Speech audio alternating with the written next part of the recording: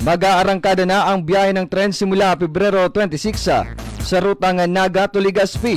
Base mismo sa inilabas na impormasyon ng Philippine Railways o Philippine National Railways or PNR. Ang naturang ruta ng biyahe ng tren sa Legazpi ay simula 4:49 AM ng umaga patungo sa Naga City.